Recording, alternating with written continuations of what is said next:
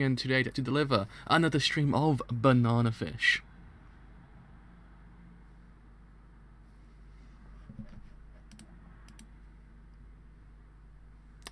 We're good to go, we are good to go. So yes, actually we have returned to actually cover episode 19 of Banana Fish. And as we know, episode 18 was one of the more kind of roller coaster of emotions kind of episode that we actually kind of had in quite a while, because it started off kind of like we're building up more of Ash and Age's relationship, and then it kind of just came almost in a way just down, and it kind of ended on that moment of, oh god. Like, it just kind of has that emotion of, oh no. It's just you kind of fear what's going to happen now, because it's just, you have the whole entire idea of Ash trying to escape the past, but now he's kind of gone back to the past in a way, and it actually kind of makes you realize he actually can't escape it in any way, shape, or form. He's always going to be there in some shape or form, and it's actually inescapable. And to actually have those moments when they were kind of like, I want to go back to Japan with him, just makes you just go, Christ on the bicycle, stop doing this to my heart. Like, you just destroy my heart, like, really badly. To even think about it just now, maybe cry a little bit, because it's just that one moment, it breaks you completely, because you know that relationship has gotten so deep to this point that you just kind of like, please don't break it, please don't let anything bad happen to them, they don't deserve this, stop it. And it just, episode 18 really did destroy my emotions at the end of it, and the more I think about it, the more I'm just kind of getting more depressed about it. So yeah, that was Banana Fish episode 18, so I'm kind of scared for episode 19, is the main thing. I'm just very scared, because I don't know what's going to happen now at this point, because as I've always stated about the show is, you can't predict it. You can't predict the show is actually what's going to happen, because there always will be a 180 somewhere that makes you go, oh crap, and you just kind of stuck there like, oh god. If they're breathless as well, it's just, the show is brilliant because of it. Like, just that you can't predict it in any way, shape, or form. So yeah, I mean, let's see what happens. So anyway, it's actually put on actually gone live. So, we've gone live for episode 19 of Banana Fish. And I think with that, are we good to go? Yes, we are. We are good to go completely. I might have to refresh this current Twitch page though, because it won't tell me my view account. I don't know why it doesn't do that straight away, but that's a thing that Twitch actually has. But anyway, wow. My brain just stopped. So it's actually going to show on a road. It's actually put Amazon to full screen. Actually going to show on a road. So in 3, 2, 1. Let's actually start this thing absolutely now.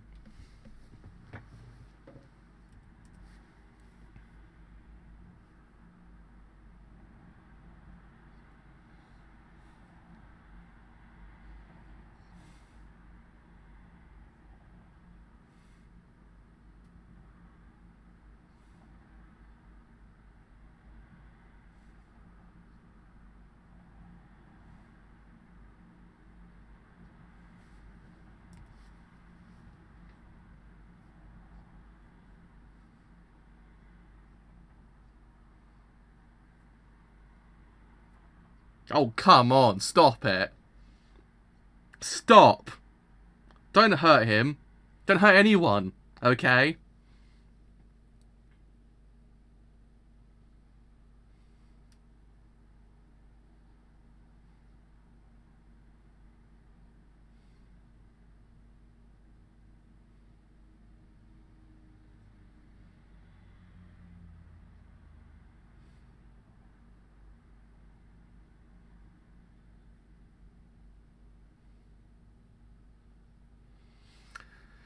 Oh boy. I mean, again, it kind of goes back to this whole entire idea of you just really can't predict Lee's character either. Like, he's one of those characters you just can't ever get a correct, like, kind of interpretation of what he's going to do next, or what kind of character actually really is, because you kind of gather the idea that he's kind of an antagonist towards the group, but it's one of those things of you just don't know what can in theory happen in the next 4 episodes. You have zero idea. It's one of the things that this show kind of puts fear into you, because you just don't know, and with that fear, you can't predict what's going to happen next, and it kind of plays into this idea of the fear of the unknown, because in some shows you kind of do in theory get that idea that you will know what happens next, because it kind of follows a set of rules. When a show constantly subverts those rules, you're like, oh god, and you and the fear just builds up inside you. It's a very original take on this whole entire genre when you think about it. It's kind of cool because of it, but it just fills you with so much fear because you just do not know what's gonna happen. And make it even worse, how Ash actually sees AJ at this point made every single thing just made even worse. You sound like, why is this happening at this very one point? Why?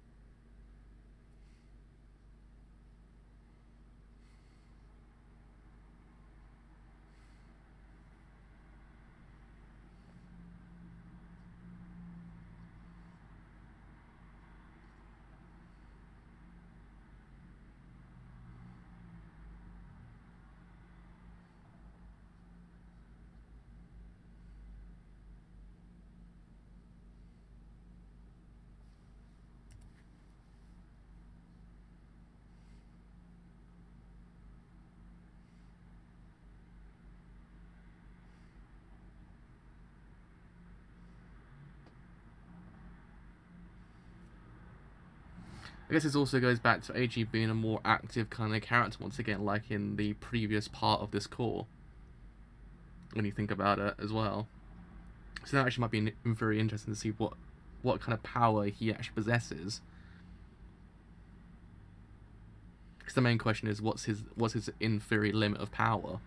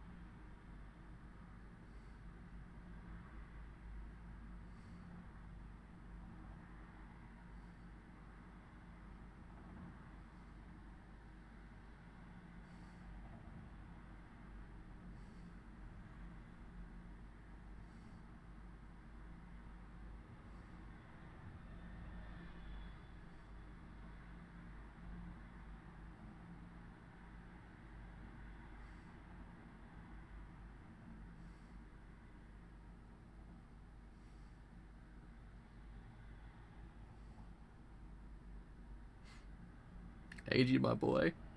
AG, my boy. You say it, my boy.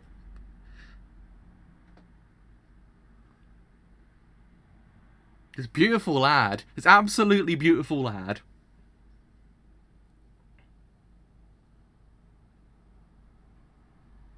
I guess now you understand his actual power as well, because he even said that even if I have to kill.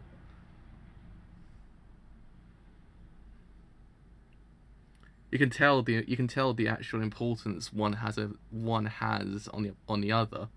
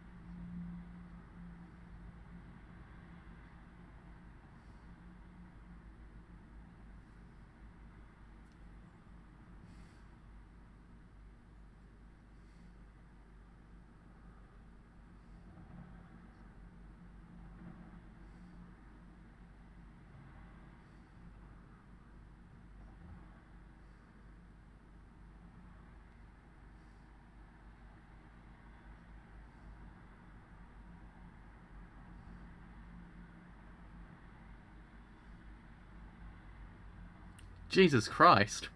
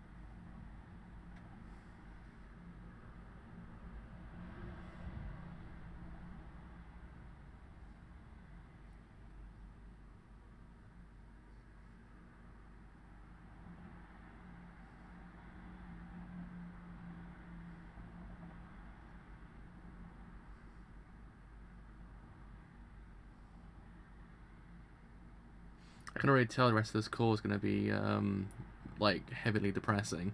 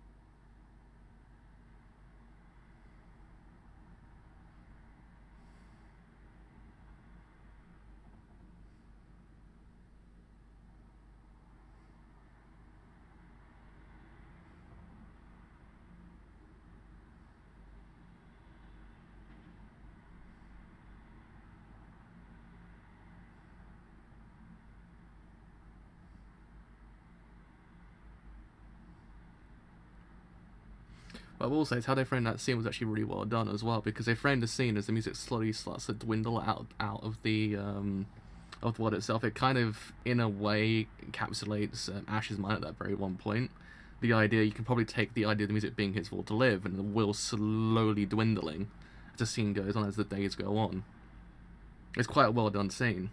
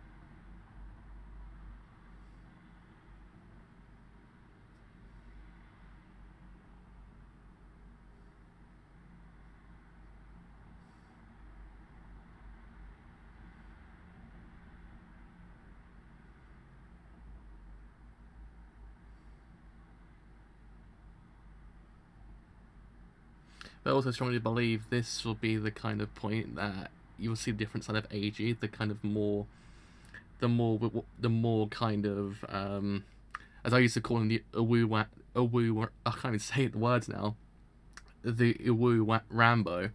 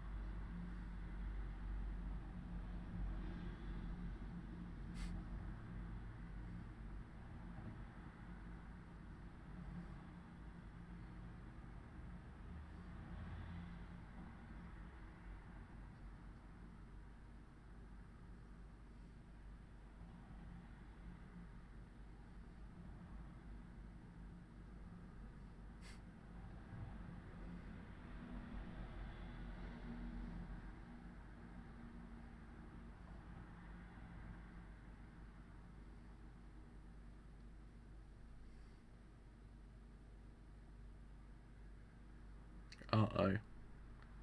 Uh-oh.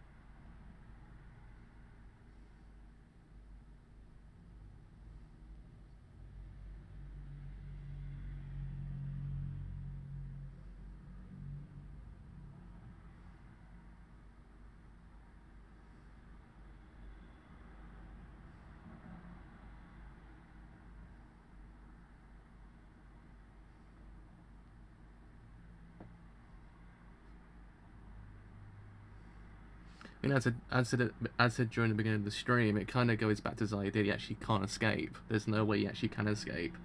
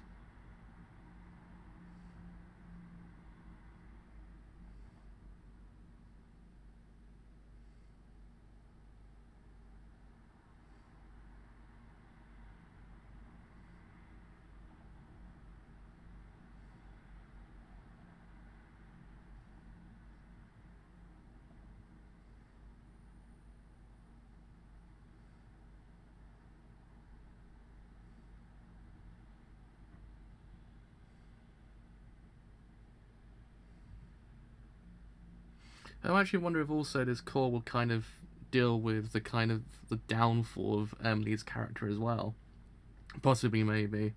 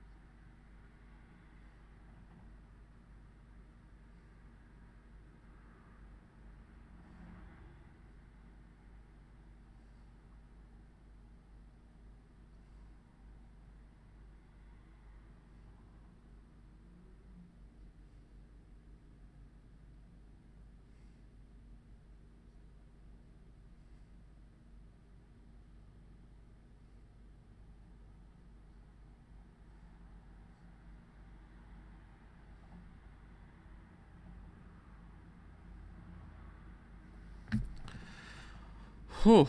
Wow. Okay. That was that was an episode. That was very heavy, actually. Towards the end, I knew I knew kind of going to the episode it was going to be heavy. It's one of those things. The show didn't actually kind of not establish the fact that the rest of this core will be kind of heavy to actually kind of take in. But yeah, I mean, you're basically seeing a person lose the will to live as time goes on, very kind of in a way fast. In the way the show kind of projects it, is actually kind of is scary in every single context of the word scary. It's just it's another way to actually describe it, really, when you think about it. Like, that whole entire episode just kind of it just went further and further down. It's slowly just breaking Ash's character, and I wonder if it's going to do it for any other character as well, because I kind of wonder, as I said beforehand, whether or not the core will deal with possibly Lee's downfall as well. We just don't know, because there's always this kind of idea with me that you don't really predict what his character's going to do next, and in that context you kind of wonder what's going to happen to his character at the end, what's going to happen to everything he's built up towards. What's going to happen is it will come crashing down as well. We just don't know. But yeah, I mean, it's just it just don't know how to explain it. It's one of those things that this show kind of it's I don't know how to formulate my thoughts at this point. It's kind of a very it's an episode that it's going to take a while to process, really, when you think about it. Like, towards the end of it, the beginning part was very straightforward in its own way. I mean, as I said beforehand, during the stream itself, that scene when you saw Ash go back and forth to different places and back to the computer, back and forth different places, back to the computer, that whole entire scene, it was one of those scenes that kind of dealt with the idea of a person losing the will to live, but using the idea of music, because the music itself slowly drowned out as time went on. And I like that aspect of the episode, because it kind of dealt with this whole entire idea of a person losing his will to live, but in a very kind of covert way, because it's not kind of showing, he's not kind of grabbing a computer and throwing it. He's not showing emotion, the less emotion he shows, the more you actually understand that his will to live is slowly dwindling, and to the point that he's an empty shell of his former self. He saw at the end of it, he's basically an empty shell at this point. He's not the character we knew him to be beforehand, which now makes me wonder what's AG going to do? Like, how is he going to be able to save him? Will there be a person to save at the end of it? Because you understand that every single time that Ash can possibly end his suffering, there's no way he can, because Dino knows the way to fix him, because that's the problem that he faces. He's basically a billionaire. He's a powerful person, and he can't get out of it, because any way he can, it's gonna be a way Dino's gonna kind of turn on his head and actually go, no, you can't escape this at all. There's always gonna be a way around it in his eyes. It's actually kind of scary, because any other way he's possibly gonna think of getting out of there, he can't. He's got no way to escape. And the idea of the past in this episode, kind of dealing with the idea to save the future, was very interesting, because you had the idea of escaping the past and trying to get away from it as far as you can, but not being able to, because let's face it, the past is always going to creep up to you. But this part of the arc really dealt with the whole entire idea of him having to embrace the past in a way, but it get progressively worse than he actually imagined originally. And then to actually save the future in a way. It's actually kind of scary when you think about it. The whole idea of how the past kind of plays into the future really is very freaking scary at this point, because you can't physically tell what's going to happen to him. Like, it's just one of those things. This show, I said during the beginning part of the stream, I swear it's the beginning part of the stream, that how the show's structured, it constantly subverts what you think's gonna happen next. You think to yourself, okay, I've got an idea what the show's gonna be like. It's gonna be kind of like people taking down evil, but then it constantly subverts that, and you're kind of like, oh crap, what am I going to do? Because once you actually kind of take away what people know to actually be the norm in the actual kind of story structure, it then makes the person to kind of think to himself, oh crap, what's going to happen next? I can't predict this. And then your mind fills with the worst kind of thoughts. It's what this show expertly does. It kind of constantly subverts what you expect to actually happen, and in doing so, it creates a fear of the unknown. But the fear of the unknown normally isn't the idea of the scenery, the characters, and stuff like that. But the fear of the unknown is actually, in this context, used in the narrative itself. Especially with Blanca's character as well, because Blanca's character, you kind of thought to yourself, he's a mysterious person, what's going on there? And then you find out, like, oh crap. And it's just one of those things that you just can't predict this show. You can't predict its characters, you can't predict the plot, you can't predict, say the word correctly, you can't predict anything. And I always feel as if that's actually one of the advantages of the show, because at that point, you're always kind of fearing the worst. But in that kind of worse, there's this undercurrent of hope in a way. It's very kind of strange, because there's always this idea that what Ash is going through is juxtaposed with AG saving him. And it's one of those things that it kind of, it's a mission that possibly might in theory end up possibly with one of two people in the group dying. You just don't know who's going to be. That probably might be one of the actual kind of outcomes. But the idea that there's still that hope in the undercurrent of the show, it's just kind of, it doesn't alleviate your feelings towards the episode in any way, shape, or form, but it kind of alleviates certainly some of the actual kind of anguish a person might be going through watching this episode in a way. It doesn't change your feelings kind of at what's going on in the episode, but it kind of alleviates certainly some of the actual anguish in a way, because you understand it actually is this glimmer of hope. It might be very small, but it's there. And I always feel as if it's actually kind of one of the advantages the show also does in theory have, is through everything there's always this glimmer of hope, and that glimmer of hope is AG. It's one of those things that, as I've always said, I've been kind of clamoring on about for the last 4 weeks, that I believe this arc will be the kind of the point everyone will start appreciating his character, because I believe he will be the character.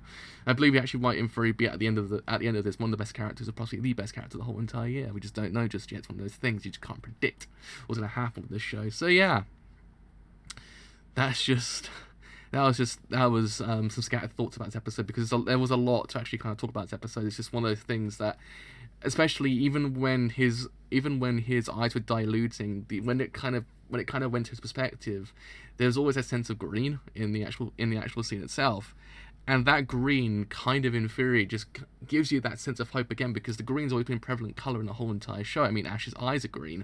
So there's things that kind of represents new life in a way, this kind of idea of escaping and actually starting a new life, actually kind of living a better, less evil life. And it's kind of what it kind of does in theory give you that sense of hope once again. It's those little bits here and there that really do in theory kind of bring out the sense of hope the show actually doesn't very have. I mean, it's overshadowed by the actual evil the show doesn't very possess, because it possesses a lot, but the hope is just very kind of it's a grateful addition to the show, because I would say it needed a little bit of hope, because otherwise you kind of sit there like, Christ,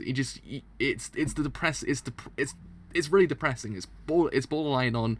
It makes just a mere thought of it makes you kind of cry about it. It's one of those things. It's no way around it. It's actually having that bit of hope in there is very much needed. I just kind of appreciate the fact that I actually added that little bit of hope in there, because it's minimal, but it's something. That's the main thing.